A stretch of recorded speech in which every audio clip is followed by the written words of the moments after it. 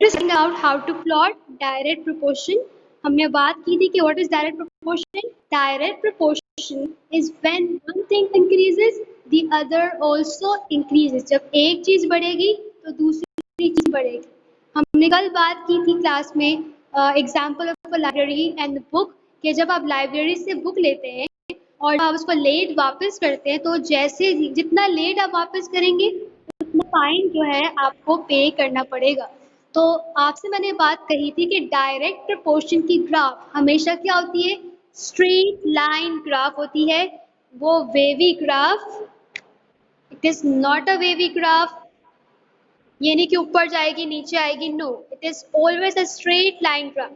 बिल्कुल straight line graph होगी, या तो बिल्कुल स्ट्रेट जाएगी ऊपर या वो बिल्कुल स्ट्रेट नीचे आएगी. लेकिन डायरेक्ट प्रोपोर्शन की ग्राफ हमेशा स्ट्रेट लाइन ग्राफ होती है.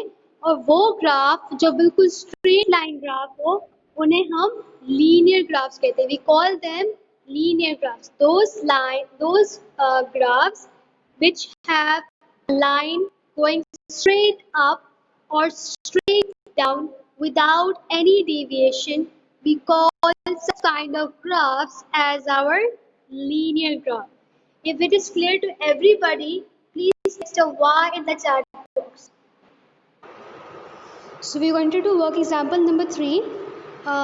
So the question is, the expenses of a tea party are directly proportional to the number of guests.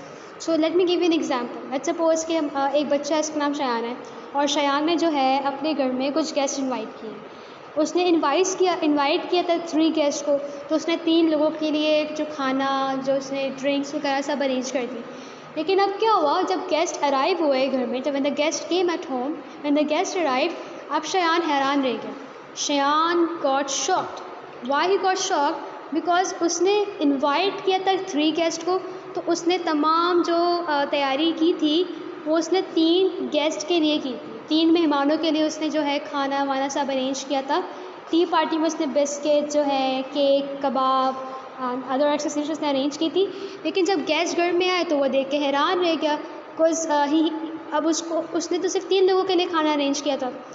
So what is the problem is now कि when he saw that 6 guests are coming at home, he ran out of the house, he went to the supermarket and he started to buy things.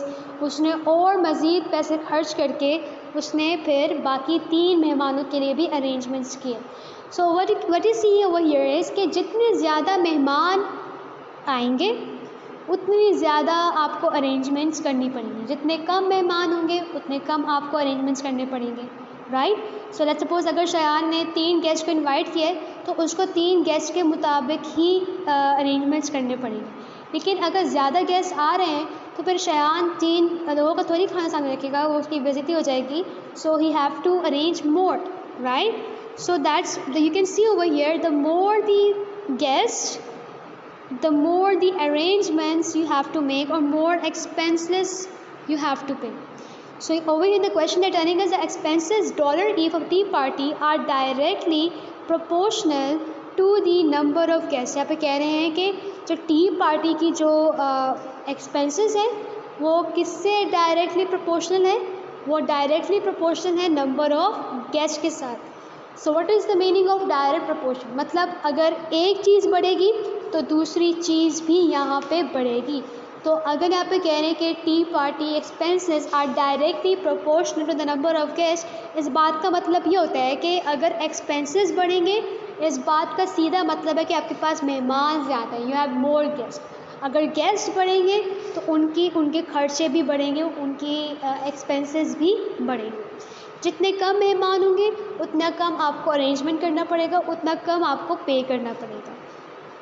So now the question they're telling us is we will just write a statement representing direct proportional relation between the expenses and between the number of guests. So let's write the relation.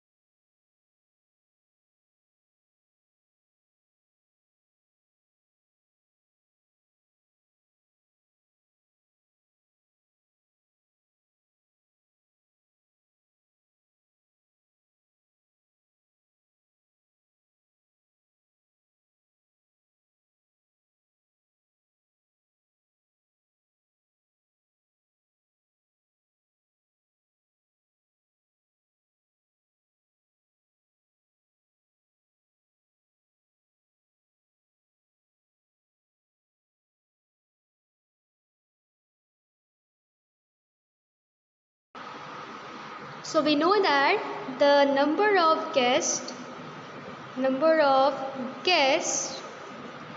is directly proportional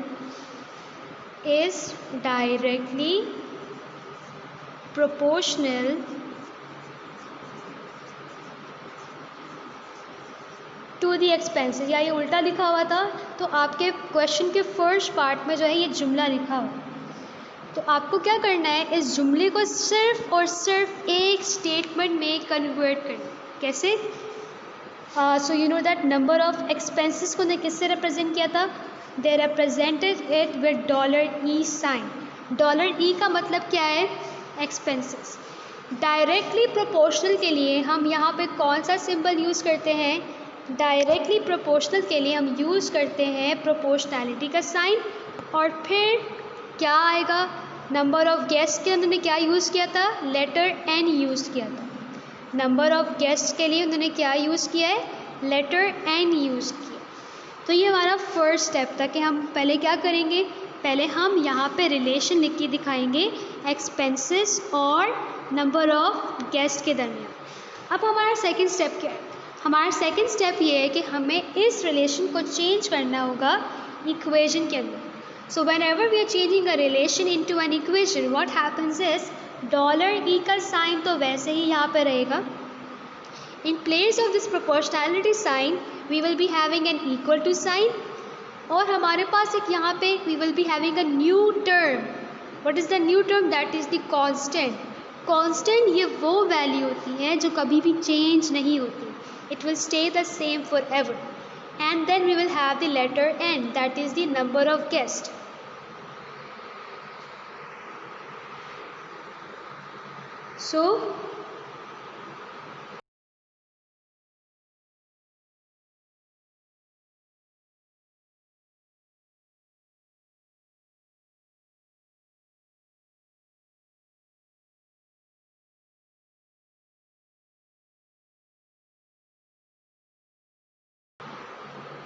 So you can see in place of the proportionality sign we now have the constant and we have an equal to sign, right?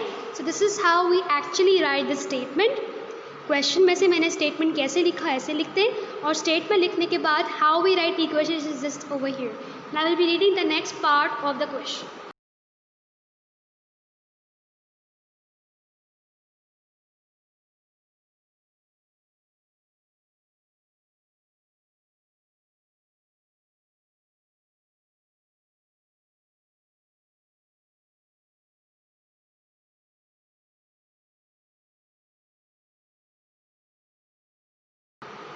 So you can see that in the second part they're telling us that when there are 30 guests, जब 30 मेहमान थे present at the tea party, जब 30 मेहमान T party पे मौजूद थे, the expenses incurred are $210।